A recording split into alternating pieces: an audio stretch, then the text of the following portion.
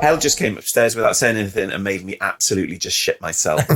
So, oh my God, the floor just creaked. Even with a cocktail of drugs. I literally, oh my God, there was a shadow on the floor in the hall then, and I thought I was going to die. Oh.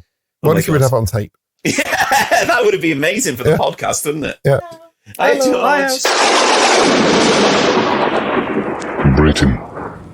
An ancient kingdom with legends of violence, cruelty, and torment in its blood. Join your hosts, Ross, John, and James, as they bravely tread where few would dare. Witness their journey into the horrific history of British horror. They are the General Witchfinders.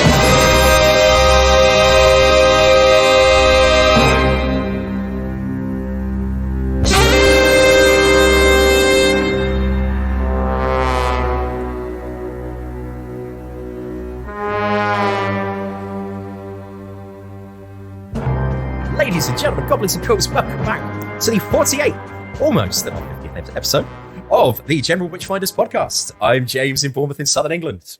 I'm Jon Pertwee in South Wales, which is still in the south of Wales. And I want to ask, Cleves, I can't work it out now, but has our episode number overtaken our ages now? Yes. Hey. We're all 40. I'm 46. You're 47. I'm 47 in a couple of weeks. Okay. James, how old are you? No, you're 40. He's 47. I'm 47. But in March. So you're almost exactly a year older than me, aren't you? That's right. Yes. There we are. Yeah. Wow. Okay. And I can't remember. Okay. So what's your date of birth and your mother's maiden name? Just so all the listeners have got all the...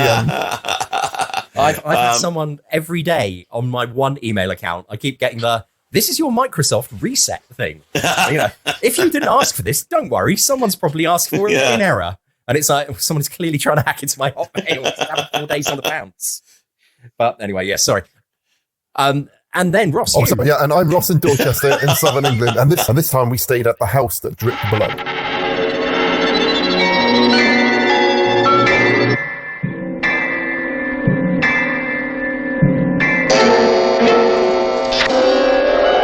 This house is full of sounds. The loudest is your heart pounding in the night. The softest is the sound of terror. Isn't it? Oh, Charles. No, please.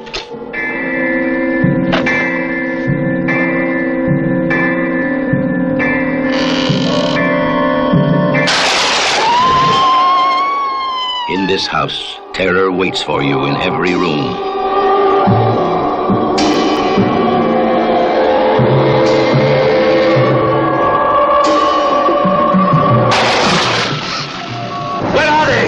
You must search the house, but you must find that girl.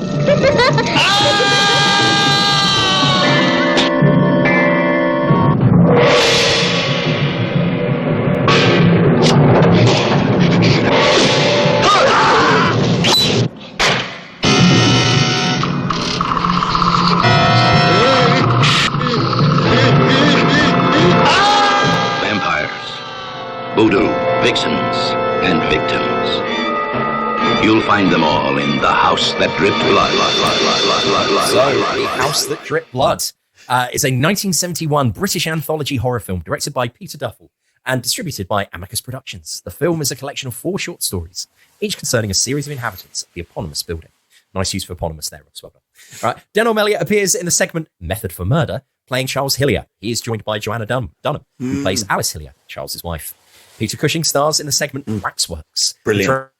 Philip Grayson, Joss Ackland, spunky backpack, of course, known for Lethal Weapon 2, Watership Down, and most importantly, some would say, Bill and Ted's Bogus Journey, amongst 100 other films. Villain as well with Burton. Yes. Plays the Pet Shop Boys video. Always on my mind, which is fantastic. Which is the film I really want to see this film. This film looks amazing. What's it called? It Shouldn't Happen Here or something. Yes. Yeah. And he plays Neville Rogers, Grayson's friend. Wolfe Morris appears as the Waxworks Museum's proprietor. Big Chris Lee appears in the segment Sweets to the Sweet, playing John Reid. Oh, I can't wait to talk about him. He is joined by Nyree Dawn Porter, star of the Forsyte Saga, the British TV staple of the 1970s, who turned down the lead female role in the Avengers, not American Marvel Comics Avengers, British Avengers, Yes. as Ann Norton, the tutor hired to care for Reid's daughter. Jon Pertwee, Doctor 4? Three. Sorry. Jesus Christ. Right, sorry. The third Doctor, Jon The Pertwee. third Doctor, yes. Never, Features- don't ever say like 4 or 5. Say the third or the 15th or whatever we're up to now. No. Features in the segment The Cloak, portraying Paul Henderson, and what a job he does as well. Ingrid Pitt plays Carla Lind, Henderson's co-star and love interest in the vampire film that they're working on. All of the stories were written by Robert Bloch, best known as the writer of Psycho. Who knew? My first note when we watched this was bloody hell. The author of Psycho wrote this. Bit mad. Bloch wrote hundreds of short stories and over 30 novels and was a protege of H.P. Lovecraft. Nearly 50 episodes into our journey into British horror, it has often been pointed out by our listener that we have failed to review anything from Amicus Productions. That's British not true. This This is our first Amicus. You're joking. Yeah. Oh. This British film company was based at Shepperton Studios between 1962 and 1977, just handing the keys over to George Lucas. No, in 1976, one imagines. Yeah. Amazing. When they shot Star Wars. Amicus is best remembered for making a series of portmanteau horror anthologies inspired by the Ealing Studios film Dead of Night. And you can listen to episode 13 for our review of that classic. Amicus films are sometimes mistaken for the output of Hammer films due to their similar visual style and use of some of the same actors. However, unlike the period Gothic Hammer films, Amicus Productions were usually set in the present day. Of course, we would lose our status as a stealth Doctor Who podcast if we didn't mention that Amicus also made the 2 Dalek movies, with Cushing taking on the role of Doctor Who. Well, I didn't know that. Good. It's amazing. Interesting. Right, now, in the Second World War, Denholm Elliott, famous to this podcast for his titular role as the signalman in the BBC Ghost Story for Christmas podcast, episode 21, joined the Royal Air Force, training as a wireless operator / air gunner in 1942. His aircraft was hit by flak and subsequently ditched into the North Sea. Well, how old was he at that point? I'm not sure. So when was he born? Well, Because I looked at the main guy in this, John Bennett, who is in the linking parts, at this point was 43. Wow. And he looks about 65. He's got a massive toupee on. So I was thinking Denholm Elliott in this can't be much older than like... He was 17 in 1940. Yeah, so he was 19 when he got shot down.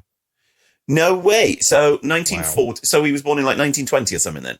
Yeah. So 1924. 1922. Oh, really? Yeah, 1922. Wow, okay. Yeah. That's wild, isn't it? So he was already at this point fairly old. Yeah. So he looks younger than the guy who is actually 10 years younger than him and who looks 65. That's insane, isn't it? Why? I always think when we sit down to really watch these films, how old everyone looks. And then you look it up and you're like, he's 28. And he's like, he looks literally about 407, whoever he is. Yeah, carry on, James. Sorry, I just wanted to interject then. Oh, absolutely. Always. This is what this podcast is all about, let's face it. Now, Denholm Elliott and 4 of his crewmen survived, and he spent the rest of the war in Stalag Luft VIIIb. No way. Wow, I didn't know this, Ross. And once again, live, in real time for the listener there, that goes to show you how far ahead of the script that I read. That fact astounded me as I was reading it. The famous prisoner of war camp, while imprisoned, he became involved in amateur dramatics. Hooray. And of course he did. Theatre group that was so successful that it toured other POW camps performing 12th Night. So that's a film there. Really. There's a film that surely made you there. Would try and escape. Yeah. Surely you would try and escape the Nazis if they're taking you between the camps. So in this film, basically, he's about 48, 49. So I think he looks good for that age, doesn't he? I was going to say, my note for later on is he barely ages in 3 decades. Well, yeah, definitely, yeah. You see him in Raiders of the Lost Ark. He looks exactly the same. Yes. You see him in Indiana Jones at the Last Crusade. He looks exactly the same. Yeah. It's incredible. It's That's like wild. Fixed in aspic. Maybe he drank from the wooden cup of Jesus Christ. It's possible. Highly possible. Right, so while we're on our World War II cast of House That Dripped Blood tear, whilst at school, John Devon Roland Pertwee worked as a circus performer, riding a wall of death on a motorcycle with a toothless lion in the sidecar. Oh, Jesus Christ. We used to be a country. During the Second World War, he spent 6 years in the Royal Navy. He was a crew member of the HMS Hood. Infamous HMS Hood and was transferred off the ship for officer training shortly before she was sunk by the German battleship Bismarck, losing all but 3 men. Sink the Bismarck. I think that I've read a story somewhere about him trying to get a Rolls-Royce across the Atlantic on the prow of one of the warships that he was a naval crewman on. I don't know if that's a true story, but I'm sure I remember that story from some point. Right, so later, Pertwee was attached to the top-secret Naval Intelligence Division, working alongside future James Bond author and, of course, Big Chris Lee's cousin, Ian Fleming, and reporting directly to British Prime Minister Winston Churchill. You're joking. And once again, you always hear this thing, like the amount of people who were allegedly an influence on James Bond. Yes. I think on the IMDb page, it says that like Pertwee could have been one of the inspirations. Yes, I've read that. Wow. I'm not convinced, but TV's future Wurzel Gummidge was James Bond. Yes. Yeah, it doesn't quite work, does it? Okay. Did you both see the interview I sent you with Jon Pertwee talking to Bill Shatner via satellite link? No. Did you not see that? No. I'm sure I sent it to you both. Like I'm not sure if I've actually seen a Wall of Death in real life, but I don't know if I just had a really vivid dream about one. I'm sure I sent it to you two on General Witchfinders. It was part of This Morning in about 1993 or something like that, while Bill Shatner is filming Star Trek Generations. Bill Shatner has obviously never heard of Doctor Who or anything to do with it. So Jon Pertwee has been very, very kind to him in the fact that Bill Shatner is obviously talking about something that he's never heard of. It's really quite a fascinating interview. And they talk about like a Star Trek Doctor Who team up. Well, if that exists on the internet, I will cut to a clip of that now. Doctor Who may be Steven Spielberg's next big project. Really? How would you like to play the lead role? Because he won't offer it to me. Right, well, I think perhaps I could play it, don't you? I think you could. Yes, I think you could. Then... William Shatner as Doctor Who? Now, there's a thought. Well, there's only one thing for me to say after all that. Beam me up, Scotty! So, this is quite remarkable. I didn't know this either. In 1967, he was chosen by Dad's Army producer, David Croft, for the role of Captain No way. Captain Mainwaring, the main character. But Pertwee turned it down. In 1969, Pertwee asked his agent to apply for the role of Doctor Who. I'm surprised to find out that he was already on the shortlist. Oh, he was the second choice for the role. Ron Moody, the famously Fagin in Oliver! Exclamation. Yeah. Ron Moody was the first choice, but unavailable. Interesting. Then it says that Jon Pertwee later claimed that The House That Dripped Blood was meant to be a comedy horror film and was initially filmed that way. Certainly the later parts are. Yes. That his sequence certainly is. However, during the production, the producer came in, took one look at what we were doing, and went raving mad, insisting that it be a horror film and not a comedy. This change meant a shift in tone, but the material was already... the material already filmed remained, resulting that the film dipping in quality and edits to remove comedy elements from Pertwee's sequences. He also admitted that he intentionally based his character on his co-star and friend, Christopher Lee. TV's Christopher Lee. Christopher Lee, in a very, very postmodern scene. In a scene where John's character talks about favourite roles, he says that he prefers Bela Lugosi's Dracula rather than the chap who plays him nowadays. This film starts with a Hillman Hunter. I think that's the car. I thought, as it started up, just seeing the credits and the titles, my initial note says that I feel like I'm cheating on Hammer. Yeah. By watching this. It felt wrong. It felt weird. And before the Hillman Hunter, what I have put is, well, what a cast. It's a great cast. Household name after household name, isn't it? It blew my... Well, let me tell a little story that I don't know if it's in the last episode, because I can't remember if I told this story in the last episode. And because I don't listen to the episodes, I don't know if it's in the episode. But basically, this was the first DVD that Hell ever bought for me. Oh. So that was Christmas 01 or 02. Oh. So we had a DVD player for the first time, and we had this on DVD when we lived in Penarth. And the music, which is on the menu at the start of the film, is kind of ingrained in my brain now, because I don't think you have this with films now, do you? Where you put a disc in and then you don't start the film and then the music just plays forever while you're talking, and then the DVD logo starts to bounce around your TV screen like ping pong because arcade games. Yeah, we don't want the titles burnt into the screen, do you? Yeah. So this, I don't know why I started telling this story now. But yeah, this is the first horror film, or the first film we had on DVD. And then to watch it today, it's a very, very, very good print on Amazon Prime. But where did you two watch it? Well, I watched it on Plex, which had just loads of weird like adverts for what's the thing when they have doctors going off to war zones? Something. Médecins Sans Frontières. Yeah. That advert every like 5 minutes. Or the Flying Doctor. Yeah. Which in my head I always get confused with Jeux Sans Frontières, which is the French version of It's a Knockout. Imagine without a pedo. Exactly. Yes. So I'm quite fond of this film, but I don't think that any Amicus film really lived up to the high points of the best Hammer films. No. And I'm sure this is probably controversial to some people out there in the real world, but I couldn't care less. So don't worry. It felt very cheap to me. Yes. It did.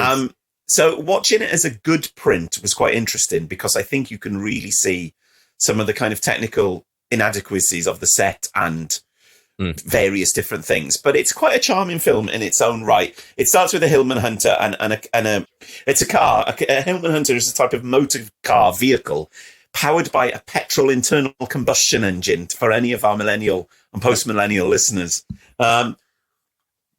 So this guy is, I don't think you know what this guy is when he turns up to you. It's just, he turns up to a house and he sees a sign on the floor that says A.J. Stoker, Bray with an E on the end. So A.J. Stoker, as horror fans will know, is the writer of TV's Dracula. But also Bray, I think, is an in-joke because that was the Bray name Studios, of Hammer Studios. And I did look up Bray, and Bray is a place in Guernsey. So I don't think there is any real link to this film. So it's more likely that they were doing a little bit of an in-joke there, or as people like to call it in the noughties, an Easter egg. Yes. And I was thinking that, like, they're putting up to, like, what sort of era of that house? Would you say that's a Victorian house? Victorian. Yes. I'd say it's a Victorian villa. Yeah. But then I was I've- thinking, that's not, you're thinking that's meant to look like an old spooky house. So I was thinking, but at that point, it's only like 70 years old. My notes for that is that I bet all three of us knew a house like this growing up. Yeah, Yes. I lived in one. Yes. I lived in a Victorian Extremely common. farmhouse. Yeah. I mean, a 70-year-old house now would be how old? Like 1954 or something insane like that. Yeah. So that would be like literally My like parents' home. Yeah. a council house, wouldn't it? Which is quite weird. So yeah, and then we as James has said, we get the credits then of some amazing names, or maybe we've already seen the credits, I can't remember. But at this point I've written Robert Bloch, question mark, because he wrote Alfred Hitchcock's Psycho, which is one of the greatest films of all time. And I do hark back to Joseph Cotton here being in the truly awful, incredible Dr. Phibes film that we had to review at one point, who was also in Shadow of a Doubt, which is the best Hitchcock film. Mm-hmm. And I do wonder how Robert Bloch in 11 years went from Psycho to Amicus films. And then I looked and he did 6 Amicus films. Really?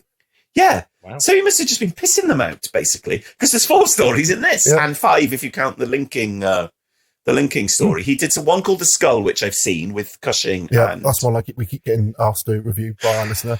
it's quite dodgy. Okay. It's not great. I mean, none of the Amicus films are amazing, but so yeah, he's reading a paper. So we're introduced to the main character, who is played by John Bennett, who was in Doctor Who twice, who's got an awful toupee on, and he's actually, when this film was made, younger than all 3 of us at this point. And then he's reading a newspaper which says film star missing, and then he is our kind of guide for the film's events. He's investigating the mysteries of the house. Yes, so he goes to talk to another copper in where this film is set is a bit of a mystery, isn't it? Because one guy's got a Yorkshire accent and says down here from London. When I think of down from London, I think of somewhere like Cornwall or something like that. South Coast. So yeah, and then we go straight into Denholm Elliott then, don't we? Who is first of all, he pulls out like the thinnest file to sort of tell the story of what's happened in this in this house, which then goes on to go for like 4 different very detailed stories. Yes, so we should point out for the dear listener that what then happens is that we are told, or the policeman is told, that this house has a series of strange and inexplicable events related to it. And now, if you want to find out more about them, I'll tell you. And as he delves into as Ross just said, very, very thin file, we then dive into each individual story set in the house. So there you go. That's the build-up. And our first one, as you said, with Denholm Elliott, is I put that in many ways, it gave me real sort of Stephen King vibes. Really? Up until the mental twist. Yes. The whole thing of the author who's created something that's come to life. Yeah, that's very good, James. Is it Secret Window, the film with Johnny Depp? That's based on I don't Stephen know. King short story? I haven't seen that. I remember it coming out. Oh, I don't know. That wasn't Stephen King. That's something else. But still, but it really did give me a real kind of, as the plot was setting up, I think this has got a real sort of Stephen King vibe to it. It made me think of the last episode, Inside Number 9, where the wife is trying to set up the husband with a girl with a new boyfriend and trying to allege something supernatural's happening in order to sort of drive them insane and kill them. Which episode was that? The last episode we did, which was I see what you mean. I thought you meant the last episode. No, the last. Because I was like, hang on, that's the one where they're all in the toilet. No. So I thought this episode was actually quite good and quite charming and quite fun. It's a bit weird when they're shown around this house, which is still fully furnished, and then the woman says, "I hope there's a refrigerator," which is surely the minimum of what you'd want. You say that, but when I was reading Michael Palin's diaries, he was already a success. The TV program had already been on of Monty Python, and he was then given his mother's refrigerator. So like in the late 1970s, it wasn't something that everyone had. Is that true? Yeah. Not late. People didn't have refrigerators or fridges. Late I 60s. should say. Late 60s. Not late 70s. Yeah. So people before that had just had a larder and bought stuff day to day, I suppose, did they? They didn't store stuff. So I mean that made me chuckle that I think that we are on the cusp of being a generation where we look at the generation after us, where your kids' age, Cleves, and they can't imagine a world as insane as not having fridges.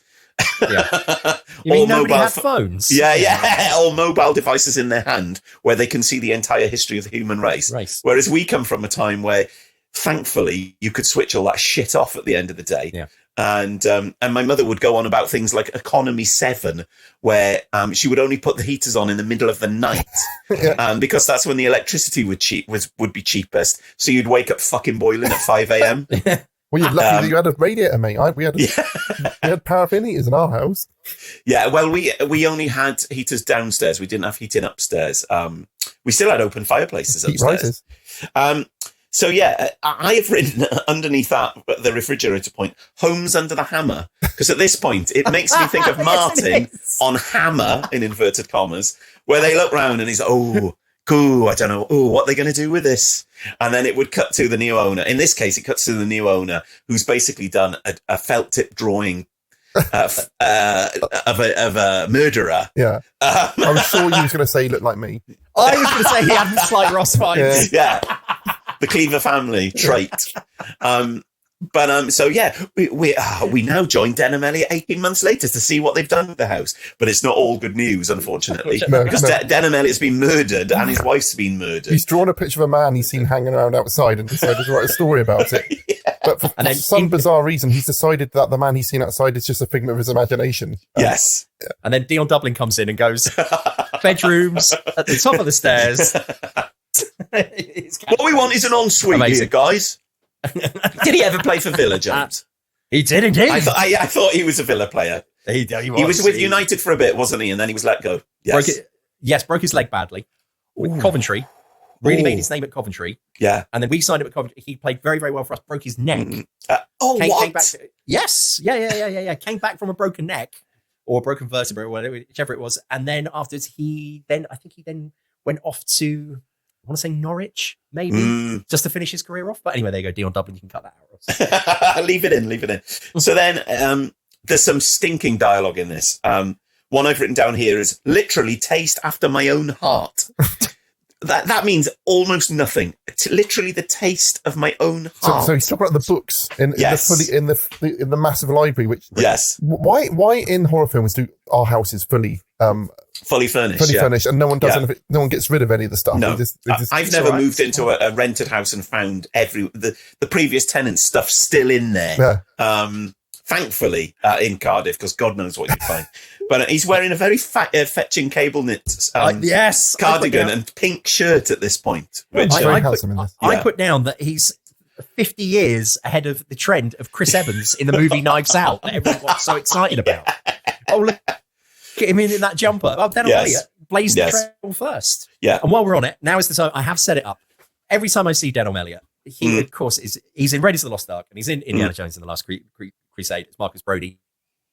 He's fantastic, and he is responsible for one of my favourite lines in the history of cinema, courtesy of Lawrence Kasdan, which I will bring to you now. Right, so it's the bit at the start when the American spies or the proto-American CIA turn up to tap up Indiana Jones to say, "We think the Nazis have got the Ark of the Covenant," and then you have that amazing scene, just brilliant.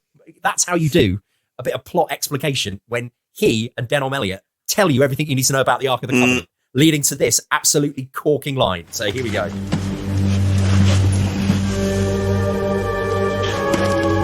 Good God. Yes, that's just what the Hebrews thought. Good God. Yes, that's exactly what the Hebrews thought. I love brilliant. The music. Absolutely amazing. Oh, yeah, John Williams, the gods. Right, but anyway, fantastic. Brilliant. Thank you for indulging me in that. But whenever you say to me, Denholm Elliott, I say, good God. Yes, that's exactly what the Hebrews thought. Brilliant. Okay, we can move on. That's right. So what we then start getting is, so the basic premise is that Denholm Elliott believes that he is seeing this strangler, Dominic. This kind of Dominic, he is a writer, but I don't think we've pointed that out at this point. He is a writer a successful horror writer who is creating his latest masterpiece, James Herbert-esque, some say as well.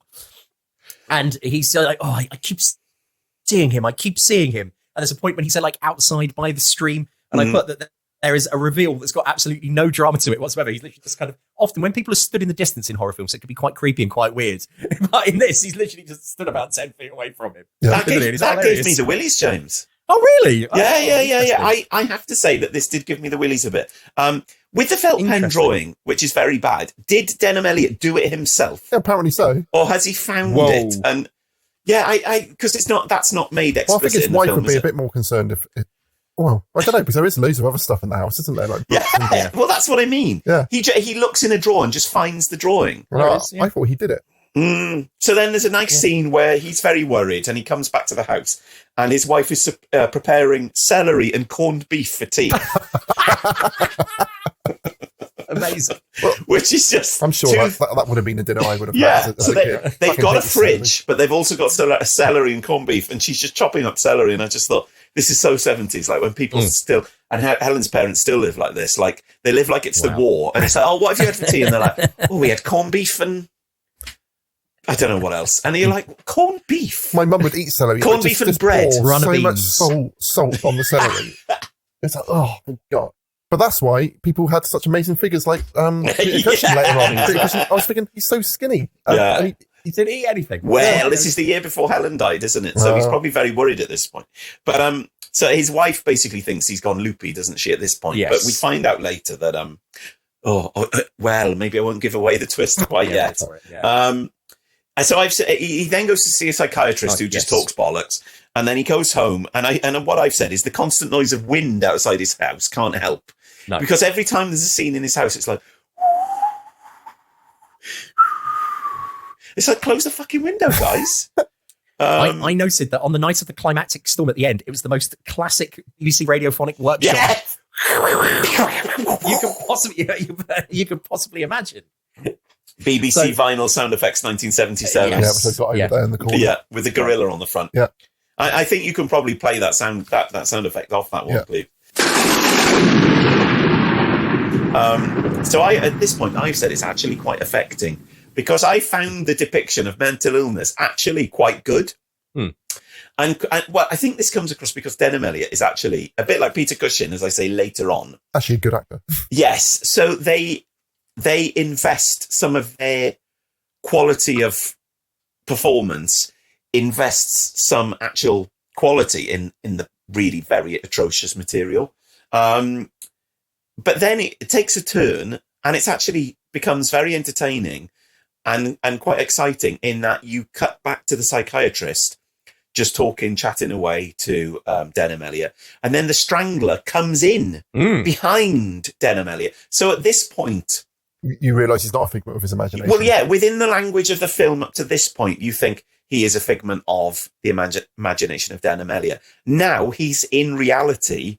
What on earth is going on? And I think that's a really clever twist. So with very, very, very humdrum material, that is a really quite a nice twist. And I wish films these days did twists like that. I mean, you watch a lot of modern films and they're very lacking in ideas. I think there's more ideas in again, we say this quite often actually, don't we? There's more ideas thrown away in this film than you have in years of cinema these days. So basically the twist is that the wife is in on the whole thing and has kind of set up Dominic as a figure to send Denholm Elliott insane. Yeah, and the idea was that he would then kill the psychiatrist and frame Denholm Elliott for the murder. But then they get a phone call after sort of Dominic's come back to her and sort of taken off his false nose, and taken out his false teeth, taking his teeth out. To sort of celebrate. So they get a phone call from the police to say that Denholm Elliott has been killed as well, which wasn't part of the plan. No, and then she calls him by whatever his real name is. She said that wasn't the. He goes, Richard or something. Yeah, Richard, that wasn't the plan. I said, Richard? Who's Richard? That is not Richard, that is only Dominic. Yeah. Or something like that. And then does the dribbling laugh. Yes. And then he murders her, which is brilliant. And it is basically an Inside Number 9 episode, isn't it? Yeah. Yes. Well, essentially, the one we watched recently. Yes. But how does the police know all of this? All of this? Yes. stuff? Did he not get away with it? Yeah. Has he been caught? Whose view do we have? Whose point of view is this? Yeah. Yes. I don't know. So that's story number 1 in the bag. Yes, which I enjoyed greatly. Yes. That also felt very sort of Robert Bloch to me. That really felt like sort of Robert Bloch trying quite hard. Right? It said there's some innovation in that. It's quite clever. Some of the kind of can't talk tonight. Some of the energy that from Psycho is definitely present in that one. Isn't it? Yeah, and I think if that's the first time you've seen that twist, it's quite effective. But I think that I think in the years since I've seen it so many times that it wasn't a surprise to me. Yeah, that it wasn't a figment of his imagination. I've watched this film many times and I'd totally forgotten the twist. So I think that it's. I thought it was rather good. Oh. Then, of course, we're reunited with our fan favourite Peter Cushing, man about town now. Yes. Doesn't he look fantastic in this? Mm-hmm. He's got his cravats on. He's got his what would you call it? Like a boating jacket, I would call. Yeah, and he's strutting around. It made me think of you, James, because I was thinking, I imagine this is what your life is like. Well, it's interesting you say that, Ross. And once again, I always hold this up, like on Countdown, when they go, show us you're working. Yeah. When they hold up the sums. Right. On this one, you can see that I have put down Peter Cushing is living a dream life, as far as I'm concerned. He basically says, right, what are you going to do when someone says, so what are you going to do? He's like, I'm not going to speak to anyone. I'm just going to read books and listen to music all day. Yeah. I thought that'll do. Yeah. He seems to be all right for money. Yeah. And I thought I would do that in a heartbeat. That would absolutely be my dream lifestyle. Yeah. And when we're introduced to him, when he says, I'm going to go down and live in this house, I put, this is an absolutely majestic montage of his life. And there's a point at which the shot really reminded me of Caspar David Friedrich's painting, The Wanderer. That one where he's just sort of stood, isn't he? Yes. He's like with his hands on hips, just sort of surveying the world. I believe it's called Rücken's figure. Oh. In German, which is the figure looking out into. Yes. Yeah. So rather than facing the viewer, the subject of the painting is you're basically seeing their back and looking out of them. Which they used for the basis of the Hamlet poster when David Tennant played Hamlet. Oh, really? Yes. Yeah. Oh, okay. Right, nice, good. And who says that we don't do high culture on this podcast? Right? And also, I put down that I think this is maybe the first time I've ever seen Peter Cushing smile on film. Yeah, well... Until he sees young couples in love, and then... he does look like he's doing it, he's smiling under duress. Yeah. He smiles in a most weird way when he sees a Waxworks. Oh. There's a Waxworks. So I've said, was there one in every town at this point? Because... It's quite an unusual thing to just stumble across on the high street, isn't it? Well, I can imagine somewhere like Dorch, there would have been a Waxworks. There was one on Weymouth Seafront for ages, apparently. Yes. There's one in Whitby, but it is Dracula themed. Lovely. So obviously. And my note is that I said that Ross would try and make John and I go to this museum. Yeah, definitely. Come on, we've got to go. It's great. It's brilliant. It's on TripAdvisor. Got 5 out of 10. Yeah. It was a Brexit themed one I wanted you to go to. Yeah, that one looks mad. I think if we went into that one, we'd never leave. They'd kill us. I genuinely do feel my life would be in danger. I'm going to go on my own if you won't come. Or we'd burst into flames. Yeah. So Peter goes in there. There's no one taking his money. He's dressed like a right swell about town, isn't he? He's got his cravat on. He's got his boating jacket on. He goes in and he sees various tableaux of, I don't know, Jack the Ripper and God knows someone on a rack. Horror staples. Yes. And he fingers a guillotine, which I think is a most amusing, harking back to the way he escaped the guillotine and at the end of Curse of Frankenstein, going into the start of Revenge of Frankenstein. Mm-hmm. Well, so that's probably a bit of a Peter Cushing in joke there. Well, I put my note, genuinely was, seeing beautifully, John, is that I said, what I wrote was that if this was made today, every one of these waxworks would be a nod to one of Cushing's former films. Yes. And there would be some sort of shot where he stops and looks and goes, "What? Recognise that guy?" Or something, wink at the camera. Almost, I was disappointed, though, that it wasn't actually waxwork. Most of them were just shop window dummies, weren't they? Yes. Yes. There'd be Grand Moff Tarkin there in his slippers. Joe. Yes. 100% yes. Right. And I also put down that I really loved how the museum has just got like a just walk in and help yourself vibe. Yeah. You don't have to give any money to anyone at any point. No, he taps on a kind of, what would you call it? Like a ticket office. There's no one, so he taps and then he just goes in anyway. He thinks, fuck it, I'm going in. Why not? So he has a wander around. Then he comes across. So what we should have said earlier in a bit of a montage is that we are introduced to a photo of someone that he's obviously previously been in love with. An A4 photograph as well. Yes. A very large blow-up photograph signed with a woman with a very trapezoidal facial shape. Bring back side pictures. I love one, as I say. I've got lots from Anthony Ainley. TV's the master. So he then goes into this kind of Salome and... is it Holofernes and Salome? Basically, he pulls a string and the curtain moves back, and it's or is it Judith and? Anyway, so I don't know what you're trying to. What are you saying? So basically, the biblical story is of the woman that's beheaded the man. Right. Okay. So Salome does it, and I think Judith cuts off Holofernes' head. So it's one or the other. So one's Greek, and I think one is like a biblical one. Yes. So Salome is the one that he sees. The trapezoidal shaped woman's head. She's got a decapitated man's head on the tray. Yeah, so essentially she looks very much like the woman he's obsessed with. Even though it looks nothing like that because it's a waxwork figure with really weird eyes, and it's also not in focus at any point. They keep cutting back to this one shot, which is obviously the one shot they got on the day, and the focus puller has basically focused on her ears, so her nose and her mouth are totally out of focus. And then a little weird man pops up and says, "Isn't she beautiful?" But it's quite nicely done though, because he's like in the foreground as if he's a dummy, and then sort of comes to life. I think that was nice. It's blatantly obvious from the first second though what's happening there, isn't it? Because he's moving and twitching. Yeah, and all the other dummies just look like shop window dummies with different heads stuck on them. So this is the point where he says that this is a waxwork of his dead wife who was a murderer. He said everyone in there... No, is this when he says that, or does he say it later on in the scene? He says everyone in here are murderers, and this is a waxwork of my wife who was a murderer. Is that what he says? Yeah, and then Peter Cushing doesn't really sort of just run out straight away, or he just carries on the conversation with him.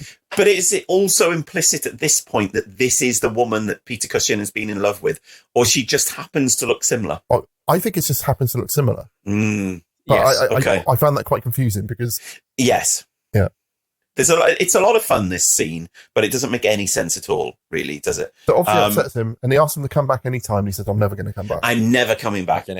So I've said at this point, it's been a bit of a weird afternoon for Peter Cushing. Mm-hmm. He's wandered down Weybridge High Street, because I Googled, and this was shot in Weybridge. And then he's gone into a wax museum, and then he's seen a waxwork that looks exactly like his dead lover, which is all a bit strange. So he goes home, and then out of the blue, who turns up? But Joss Ackland turns up wearing a wig and dressed like he's just come out of Carry On Camping, which is really, really strange. How he's got his address, I don't know. No. Yeah, I just heard that you got a new house. Yeah, and it's a mile from the road. Yeah, that's the directions. So you go down the road, and it's a mile from the road. What road? It's like the reptile when they said that person lives in Cornwall, and yeah. So Joss Ackland turns up, they start having a chat, and at this point, I got quite mildly diverted by the fact that Weybridge is where John Lennon lived for most of the 60s. Yeah. So I did think that while this film was being shot, John Lennon would have been at home with Phil Spector recording the Imagine album. But unfortunately, by then, John Lennon had moved to Tittenhurst Park, which is in Ascot. Yeah. So Peter Cushing, Joss Ackland, Phil Spector and John Lennon weren't all together in Weybridge at the same time. It's a shame. Being creative. But I know. It's good enough that they was all in the same country. Just like, we haven't.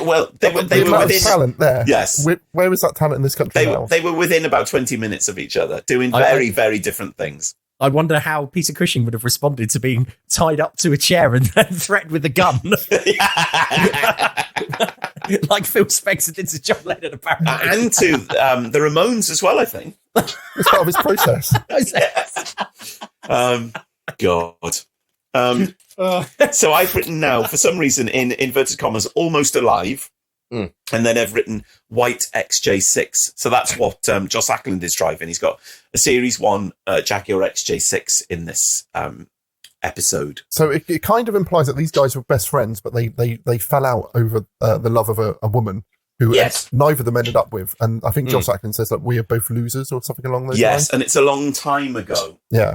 Every loser wins. Cultural touch point. And this is a point which Peter Cushing keeps trying to get Joss Ackland to sleep over. So which makes you think, what was the actual nature of this relationship?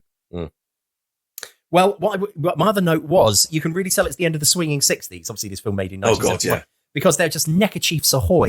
Yes.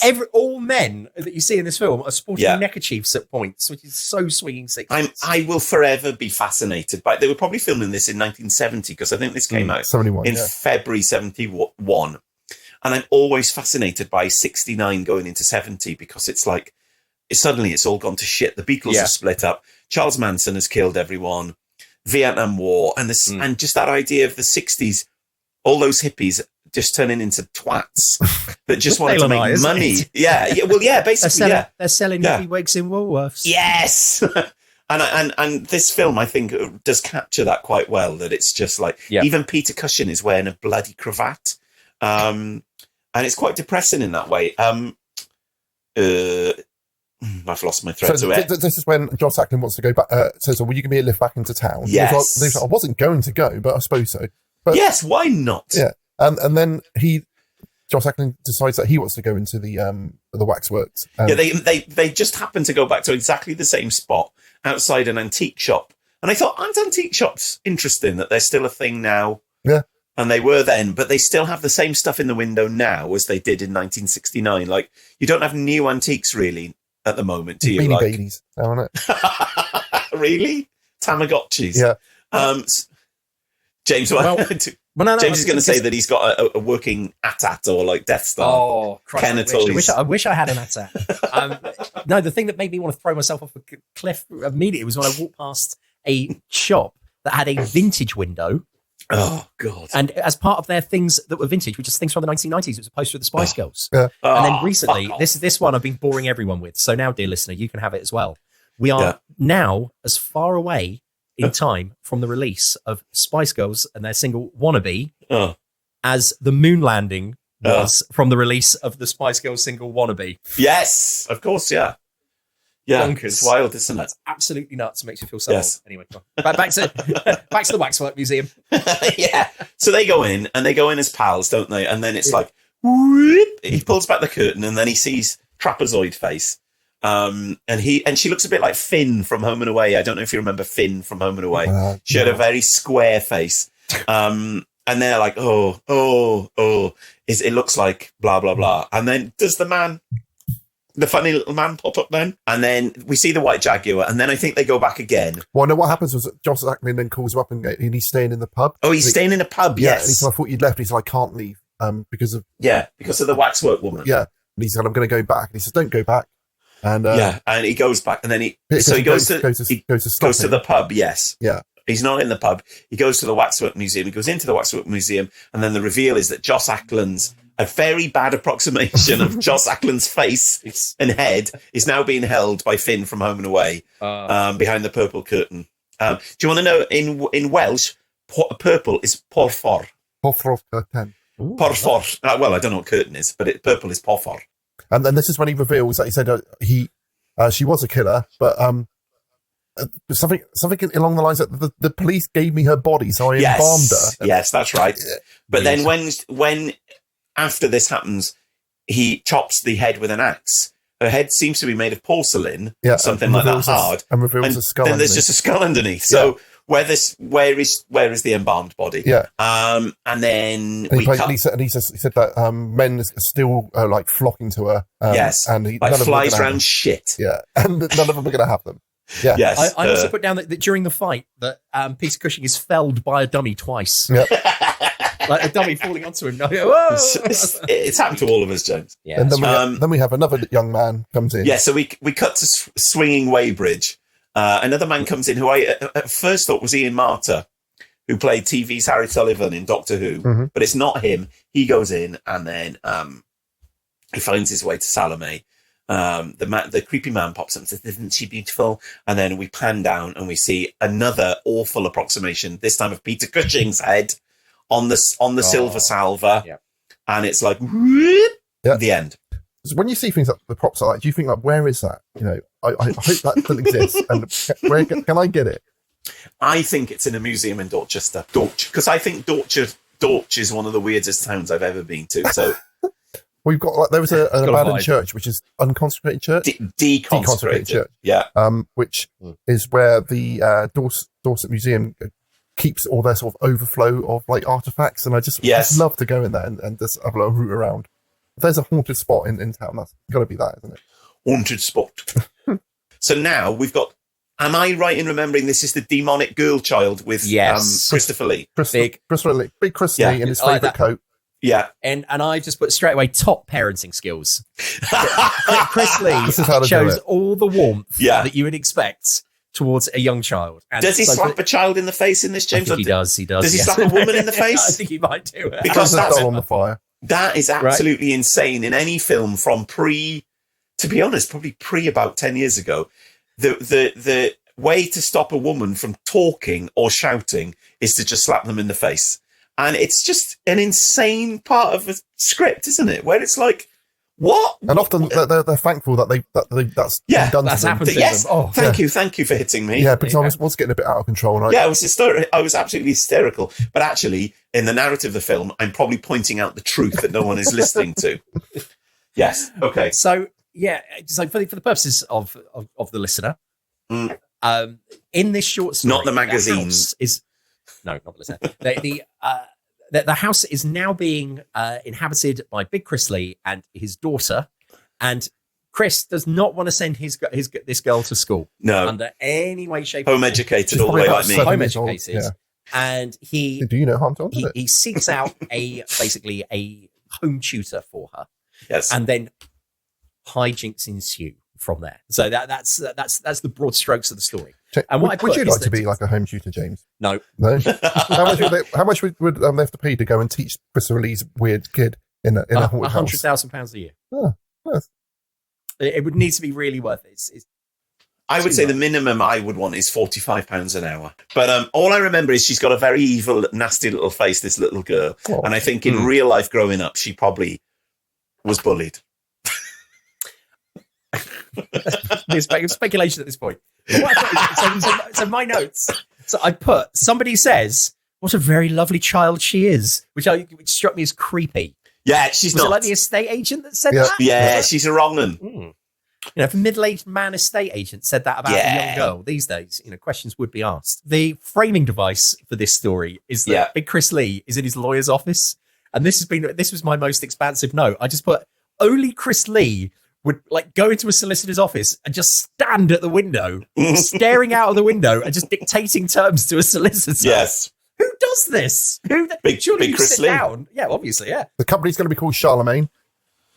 Yes, exactly. I've got the first script. We've got Keith Barron on board. Go back and listen to that one, people. I would absolutely say go back and listen to that one. No. So essentially, she's brought in this tutor, and she discovers that the girl is terrified of fire for some reason. So that's what it must have been. She must have said that she'd looked after a class of 40 kids. Oh, okay. And right. I would have been incredulous. Okay. That's right. I think when I first went to junior school in Filey, I think one of our classes had like 40 kids in at that point. Wow. It was pandemonium. And this is the school that I'm sure I've mentioned before on the podcast where the roof collapsed in on one of the girls while she was sat on the toilet. And they used to warm up the milk by putting it by the radiator for us to drink. Wow. This is when we still had free milk. It's just black and white times, wasn't it? The war and Victoriana was a lot closer to our generation than I think people want to admit. 30 years ago today, just seen, Live Forever released.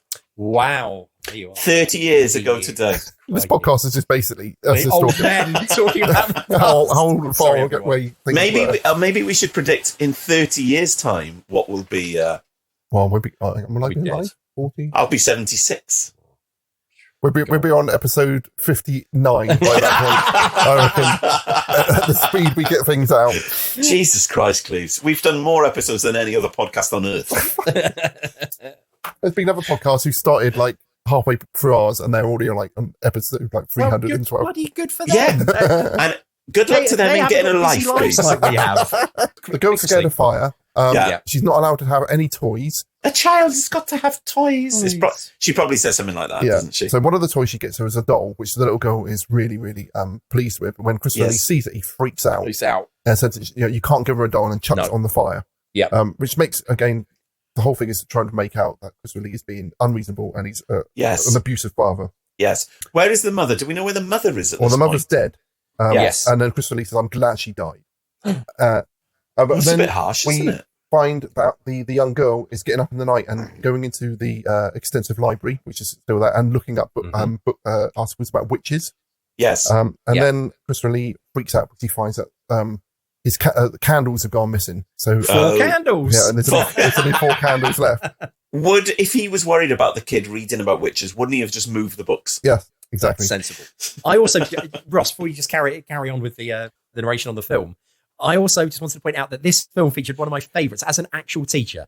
As you know, one of my absolute bugbears in life, and they have it in films, especially in American films, when teachers don't know when the class is going to end. They're halfway through a sentence, the bell goes, and it just leaves without being dismissed. Oh, it annoys me. Yeah. It really annoys me. But the other one they do is when it cuts to a classroom scene and they put things on the blackboard or the chalkboard or whatever it may be to indicate that a class has been happening. It's always the most random shit that they put on the board. It's like there's never any coherence. So you can't ever say, look, they've been doing a lesson on biology. You know, there'll be a picture of the sun, and then it'll say Henry VIII, and then down the bottom, Pythagoras theorem. It's like, no lesson works like this, guys. Even my lessons, which are dreadful, no lesson works like this. Yes, anyway, and that's a little bit like Star Wars, isn't it? Really?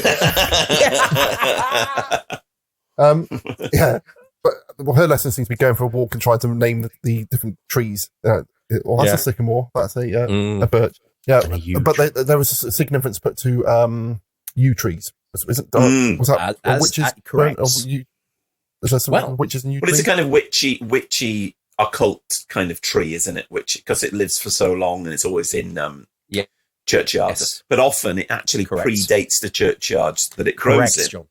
She told me in a churchyard in Glastonbury where we was picking up ghosts on our ghost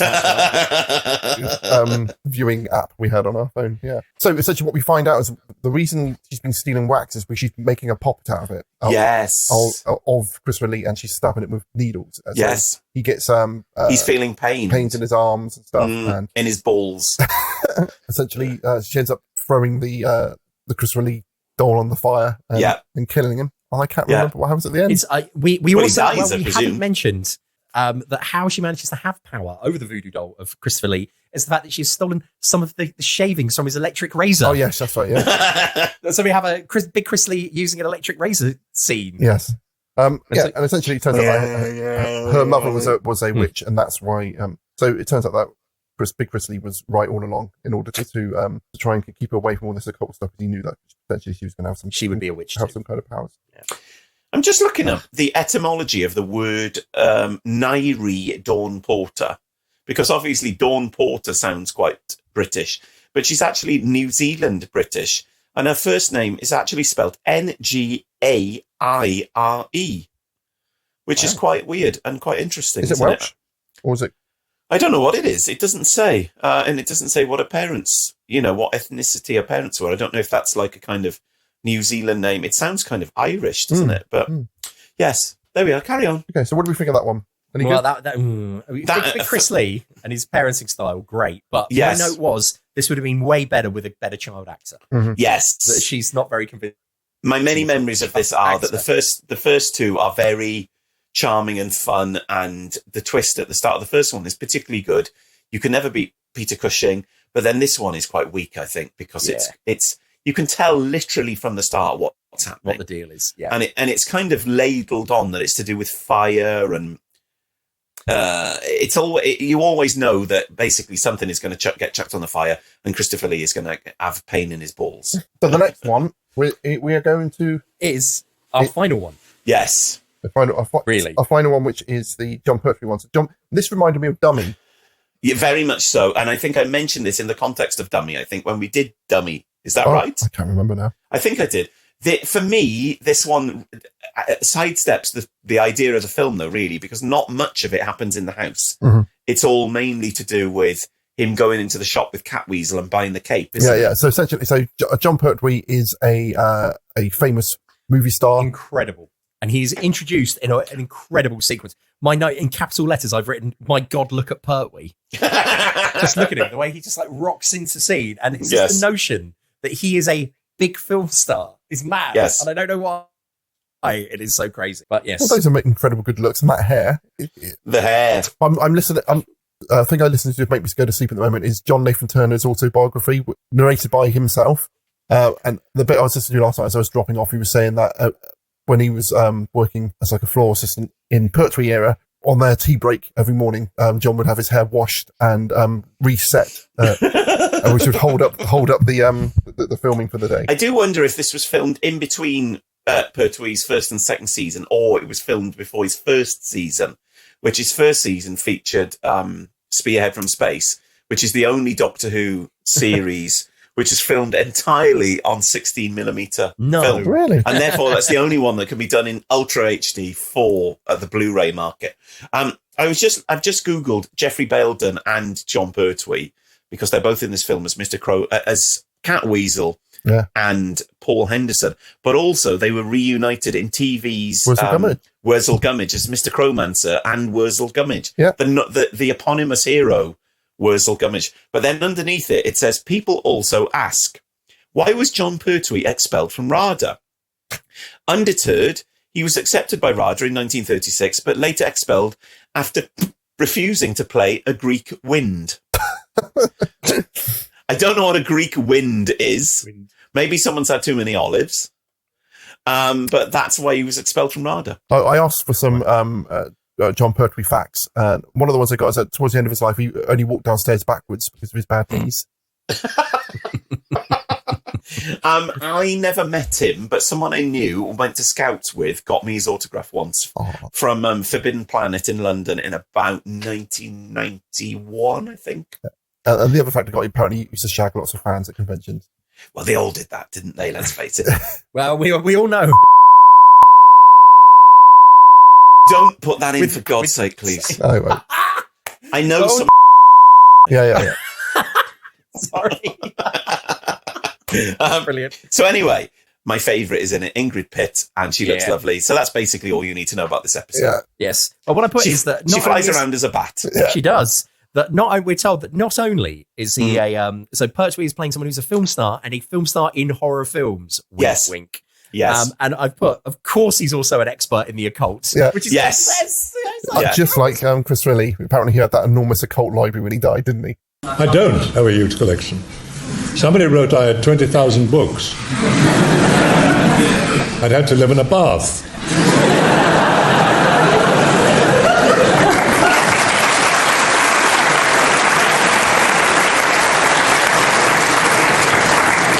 I have maybe 4 or 5.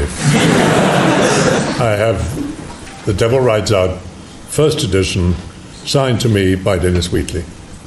There's a book just come out about him called The Devil is a Gentleman. And I have met people who claimed to be Satanists, who claimed to be involved with black magic, who claimed that they not only knew a lot about it, but as I said, I've certainly never been involved, and I warn all of you, never, never, never. You will not only lose your mind, you lose your soul. I don't have a big library in the account, no. I know, look, the internet and the media, if they can't think of something to do, they invent it. If they can't think of something to say, they invent it. I don't know who thought that one up. Looks good in print, I suppose, but it's not true. I wonder how many books I've got. I've got a lot of books. I bet I haven't got 12,000. I think over 100 books is classed as a library. So if you, I've got over 100. Yeah. Oh yeah, I've got well over 100. I would also say to our listener, if you get the chance, have a look at the IMDb page for Pertwee, because as I put in a message to these two, it's just like a psychedelic experience. His life is so mad.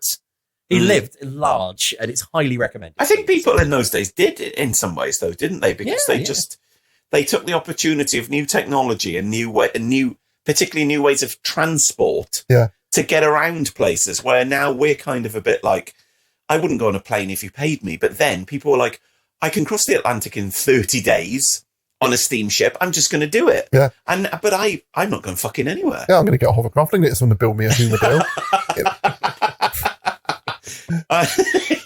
And the Alien, to give it its correct name. Trying to throw a rope around this one and get this back on track so we can finish this off and somehow get to bed. That we are told that so Pertwee is utterly dismayed at the state of the horror film. Yes, a bit like Dummy, isn't it? That it's just a bit of a shonky. Just a bit like it's no good. He doesn't like it, and he also doesn't like his outfit. He then decides to go into Bloomsbury in London. And my notes, for someone who went to university very, very close to Bloomsbury, that is not what Bloomsbury looks like in London. I think I once got lost in Bloomsbury on a college trip and ended up in a tourist steakhouse. Yes. On my own. Yeah, carry on, James. So, he then finds his way into a shop, a very, very weird kind of, antiques shop.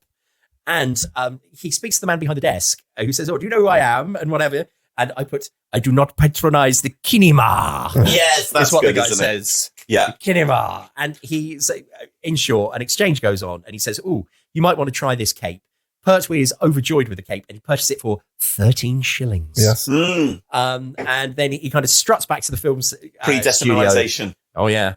And my note is I love how he's just got pictures of himself up around his own mirror. Yeah, yes. And he's got an amazing portrait of himself in the at home as well. But don't forget, this is all based on Christopher Lee. Yeah, which is probably all true. Yeah, which tells you an awful lot, I think.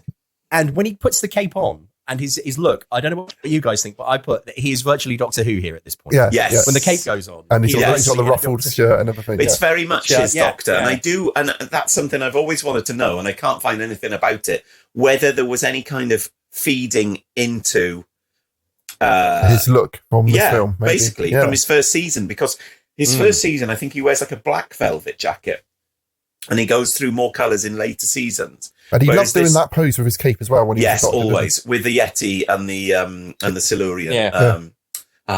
Brilliant days. Doctor Who now is in a shadow of this. Carry on. So we find out that, wouldn't you know it, the cloak itself is haunted. Which is a great idea. Yeah. Well, it's actually the cloak that belonged to a vampire, isn't it? Yes. So I didn't understand. There was something about the clock chiming midnight, but when he puts the cloak on, he realizes he noticed that he hasn't got a reflection in the mirror anymore. Yes. So that's the first aspect of it. Then he goes on set and I think that there's probably a very realistic depiction of like how he was on set, where the director's trying to direct him. He's like, I've done this before, you know. Puts on the cloak, but then they can't stop him biting Ingrid Pitt's neck. Yes. And who can blame him? And then he invites her back to his house to apologise for that. But then who can blame him? But in the night, he puts on the cloak, and does he grow fangs and start flying at that point? I can't remember. Does the famous kind of like Pertwee gurning and the eyes popping out? I have just thought though that Ingrid Pitt and the police inspector in this episode, in the linking episodes, are together in TV's Warriors of the Deep, which is a Peter Davison Doctor Who serial from 1983 or 84, I can't remember which features the Silurians and the Sea Devils, who are who aren't aliens, who are Earth creatures who were first introduced in the Jon Pertwee era. And on that bombshell, I drop the mic. Yeah. Carry on. Will be featured in the is it the 10-part spin-off series coming soon? I can tell you more about that off mic, but yes. Right. So in short, I keep saying in short, it's turned into one of my catchphrases. I must apologise. In short, he says at 90 minutes. Exactly. Yeah. That we find out that, as you said, he has virtually become a vampire. But the big twist is that Ingrid Pitt, his curvaceous co-star, she is also a real-life vampire. Yes. And this has all been a very elaborate ruse to turn him into a vampire. Yeah. Yes. Again, this is all apparently in the police's notes, so I don't know how they know any of this stuff. What's happened. Yeah. And all I've put is, I wonder where that Pertwee painting is now. I think I imagine that. Hopefully his son's got it, because his son seems like a nice man, doesn't he? Yeah, so this is where we go back now to the man with device. the toupee on. Yeah, and he decides that he's going to go to the house. He decides to go at night. Yeah. Well, you would, wouldn't you? Stupidest thing in the world. And then as a result, because he's decided to go at night, my final note is, this is like a proto episode of Most Haunted or Zach Bagans. We decided to go there at night. And go into the basement, start rooting around, and then Jon Pertwee pops out of a coffin and kills him. The end. Yes. Apart from Mr. Stoker turns up at the end and then says something along the lines of that. Does he break the fourth wall? Yeah, he breaks the fourth wall, talks to the camera, and says something along the lines of that. The house will kill you in some manner which is related to your character. And I was like, none of it, that didn't apply in any of these stories. And what will kill you? The cows? No, the house. The house. I thought you said the cows. Yeah, no. And them. That's a different film. Yeah. Yeah, and that's the end of that. That's the end of that. Bonkers. Mental. Absolutely. Amicus. What do you think? First two episodes and Jon Pertwee's episode, I'd give it like a solid 4 out of 5 for enjoyment. The Chris Lee episode, I think, is very flabby and just it's sketched out on the back of a fag packet, and it's a bit disappointing. But I think it's never up there with a Hammer film. I mean, it's up there with like a Scars of Dracula or something, but it's not up there with a good Hammer one. So for me, it's like probably a 3 out of 5 or something like that. Because the cast is great. And there's some really good ideas, as always with our films. I think what we always end up saying is the ideas in this are great, and they literally throw out ideas like there's nobody's business. But Christopher Lee for once lets it down. Well, for me, I felt like because it was all set in the same house, it made it quite visually samey all the way through, and which it just made it a little bit boring for me. I enjoyed it better the second time I watched it. And by the time that I watched it the 9th time, I thought it was great. But I was crying blood by then. I'm going to give it a 2. But it's great to see Pertwee in a film. And I think he was brilliant. It's such a straight. I just love the way weird looking people became like film and TV stars. Is there a way to stitch this into a Third Doctor continuity though? No. Probably not. That's a shame. James, what are you going to give it? And then finally, it's 2 for me as well for the Denholm, for the potential, as John says, many of our things that we watch on this. This is a really great idea, but the execution not quite so good. First story, really, really good. The appearance of Jon Pertwee and just the flamboyance of the man also gets a mark. So it's a 2 out of 5.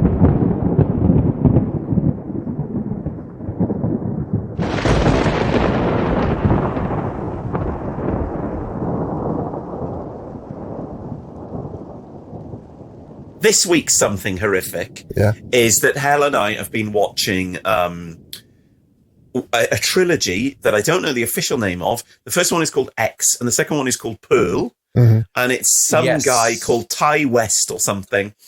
I didn't think X was very good, but I thought Pearl was much better, quite funny in a really dark kind of weird way. A big kind of, oh God, what's the actress from The Shining who died recently? Shelley Duvall. There's a big kind of Shelley Duvall feel to the performance in that, kind of mixed with Jack Nicholson. It's quite weird. Mia Goth, isn't it?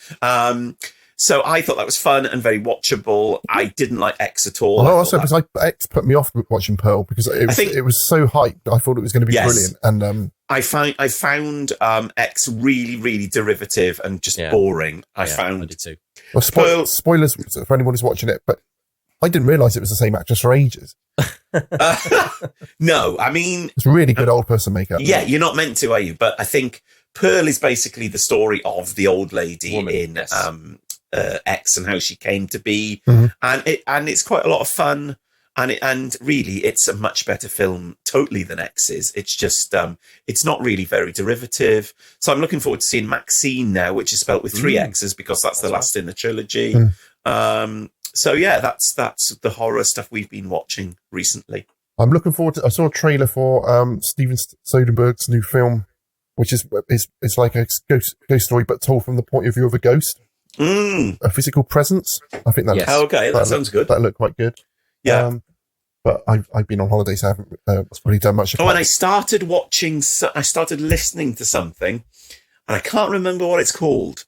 But it's on BBC Sound, and it's got Martin Joseph in it. About stones or something. I tweeted about it the other day. Is it something about the maidens or something like that? Yeah, that looked good. So it's on 4 Extra. It's on BBC Sounds, and it's more sci-fi than horror, but it is a very classic kind of Nigel Neal pretext that a new piece of the 12 maidens. Brill. It's a new piece of technology that's been invented, and I think this is from 71 as well as The House That Dripped Blood. But they find out that nearby there's some kind of stone circle where the radar can't penetrate. Yeah, James, have you got anything for horrific? Something horrific for this week? Very quick one. I went to see the much hyped movie Longlegs. Oh, I want to see it. Don't do any spoilers, but yeah. Hell wants to see this as well. No spoilers. My review for everyone, without spoiling it, is for the first 45 minutes. I thought it's the best fucking thing I've seen this year. In terms of the tone and the mood and everything, you just think, great, this is killing it. He does a couple of superb jump scares that, even though you know they're coming, still work. And his use of the sound and soundtrack is really disconcerting and awful. Yeah. All I would say is that if it was a film that you found that you started watching on TV, you'd go, oh, this is brilliant. But because it's been so hyped up, I found that when it got to the final third, I thought, oh, I can see what's going to happen here. But then the person that's watched so many films, I thought, there'll be a twist. There's going to be something else. There's it, but no, there isn't. And you just kind of go, oh. Yeah, and whenever I see something online saying the end of this of Longlegs explained, I thought, oh, okay, well, do I need to? No, it all makes perfect sense. It doesn't need to be. You don't need any of that. Yeah. Anyone with half a brain. Is it as good as Ghostwatch, James? No. No way. Worth watching. Nicolas Cage is freaky. Nicolas Cage is in it. Yeah. But anyway, so watch it. It's really worth watching. It was like Late Night with the Devil. You know, you feel like, should you watch this film? Yeah, because they're doing something new and interesting. And it's really refreshing to see a film that isn't a big intellectual property movie. It's nice to see, but at the end of it, I thought, I could have done with another 45 minutes at the end. I could have done with but you didn't know about this, and everything is resolved very neatly. Yeah. I'm almost finished reading. I can't remember. It's the Jeremy Dyson and Andy Nyman. The Jeremy Dyson and Andy Nyman book. What's it called, James? It's The Something Effect? The Warlock Effect. The Warlock Effect, which I thought is like a post-war sort of spy book about with a magician, and it's all about like magic. And I'm about 2/3 of the way through. I thought the first third was brilliant, and then it's just this is boring now, and I don't know if I'm going to finish it or not, but. Yeah. Well, I hate to say, Ross, you did better than me. I thought the first third was boring. Sorry, I'm really sorry because I love both of those guys. I was going to say you're a super fan, James, aren't you? Yeah. I am, and I was so looking forward to it. When they announced it, I was like, yes, this is going to be amazing. And as I got the first, I thought, this is really not for me at all. It's like everything Paul Cornell has released for the last 20 years for me. The nemesis of this podcast. All right. Okay. Well, next time on General Witchfinders. What's next time, please? Next time, we're doing an audio. We haven't done an audio play for a while, and we're going to be doing Ringing the Changes. That's amazing. I love it. Is it this George Baker, isn't it? And another woman. I can't remember. I'm not sure. It's brilliant. It's brilliant. Okay, so next, but what I will do, I will put a link, if it is available online to listen to, I will put a link on Twitter. We're still on Twitter, even though it's doing my fucking nut in at the moment. So I know, it's so depressing. I've lost 50 followers since yesterday. It's all bots. Yeah, it's mad, isn't it? But every time I go on there, I'm like, what's all this like really kind of racist and like violent stuff? Elon Musk's an arse. And then I look at it and it says I'm following them. So I would never have followed any of these people. And it's signing me up for shit, which anyway. Yes. It just my tip is, and it defeats the point of Twitter, but because I've got a locked account, you don't get any of that shit. Yeah. Oh, really? I don't get any of that nonsense. All I get is literally 4 times a day, you'll have someone who is like a woman's name and a ton of numbers has requested to follow you. You click on their profile, they've never tweeted. Yeah. And it's anyway, we are General Witch One on there. We are on. We are. If you're listening, Elon, we're on there, and we're big fans. We love space rockets. We're on Blue Sky as well, so I should maybe try and. Are we? Yeah. I'll try and post on that more often, but again, I just losing. So if you really want to like keep in touch with us, go on to Patreon. Go to Patreon. It's like £3 a month, and we're putting more and more stuff on there. And I think that's actually, for me, that's quite. It's not so much. There's no videos of school kids punching each other in the face, which is basically what Twitter has turned into now. That's a shame. Just and can I just put a very quick appeal at the end there as regards our Patreon? We did as part of our Patreon offering. I read Joel Lane's story that Ross then put out, and then Ross, when he put it out, they put a thing on the bottom saying, "Would you like us to do more things like this?" And one of our amazing Patreons really kindly said, "I really like this. Will you do some more?" And I said, "Yeah, tell me what you want to hear. I'll do it." And they haven't responded. Okay, yeah. So if anyone's, please, if that is you, please let me know. I'll do the prices. Yeah.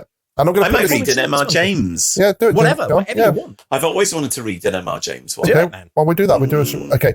And I'm going to say it now. We are doing a General Witchfinders fanzine, which we've been doing it for months. I know, because I've written a short story. James has written a piece. Some of our brilliant listeners have written some bits for it, and John's done some brilliant illustrations for us. It's just waiting for me to put it all together now. It's about 75% done. I just need to find the time to finish it. But when that's done, if you're a Patreon, you'll get that for free. Amazing. And otherwise, we will be selling it just at cost. But another reason to sign up for the Patreon. It's like when British comics would do a summer special. Yeah. Back in the day. It's like the General Witchfinders summer special. Yeah, which will probably be out next summer at this rate. But I will get it out. I will get it out as soon as I possibly can. I used to love a summer special. I waited. Yeah, me too. For ages for the Transformers annual one year, and it was so disappointing. I love it when 2000 AD would do like a really thick, like Judge Dredd over the summer, and go and read that down on the beach. Brilliant, amazing. Oh, and just one last plug before we go. I've been on the brilliant Doctor Who Too Hot for TV podcast before, and Dylan's done like a spin-off where he's doing spin-offs of other things. So he's done a Red Dwarf, where they talk about Red Dwarf spin-offs. They talk about Blake 7 spin-offs. There's a brilliant one about the War of the Worlds audio spin-off rock opera thing, which annoyed me because I wanted to do that on this podcast. Well, I'm on there talking about Terminator spin-offs. So go on there and listen to me talk about a Terminator comic and the Terminator ride. It'll be out soon. So that's not too hot for TV. Go and listen to that. All right. Okay. All right. Nice one, everyone. Thanks for listening as always. And we hope this finds you well and hearty as always. Yes. Yeah. Love, light and peace, everyone. Happy to everyone. You have been listening to The General Witchfinders.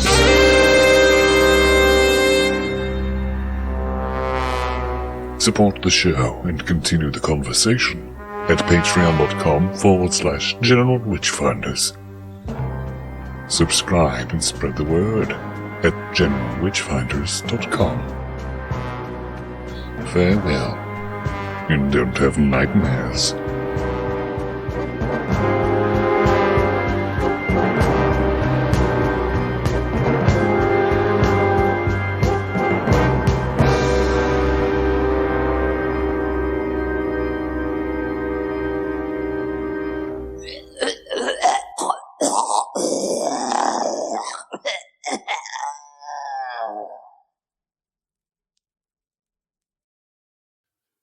There is no accident. You will not only bruise your mind and your soul,